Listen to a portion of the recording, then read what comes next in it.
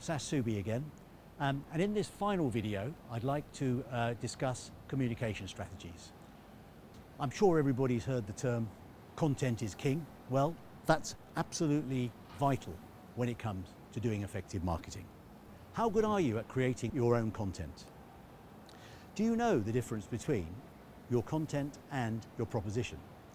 Just to sort of highlight that, your proposition is really what you discuss with your client in terms of the physical value of the work that you provide. The content is everything that goes around it. Please ensure you know what the differentiators are between content and proposition. Also, with good communication, make sure that the tone you use is conversant with the brand, the type of brand and the type of image you want to portray as a company, and make sure that it's consistent throughout every piece of marketing collateral that you use, from your website through to your leaflet. As a slight aside though, I'd like to talk about how content you are with your wheel of content. And by this I mean you create a unique piece of content, you put it on your website, you put it on your blog, you also put it on your social media channels, as well as running a campaign through which you can actually target specific key members of your tribe, your demographic. I also provide help in the digital marketing arena. And by this I mean we will offer you advice on the best SEO.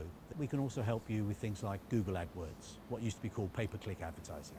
But campaigns are where it's at, and that's really where I feel if you've got very good promotional shout, whether it be about a new product that you've launched, doesn't have to always be price related. It can sometimes be something as simple as an Amazon voucher, something of perceived value.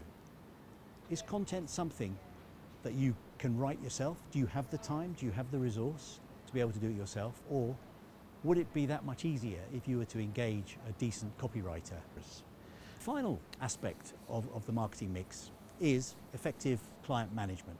And this is very, very important because having a good database that actually works, kept updated and is legal is actually quite a big asset to any business.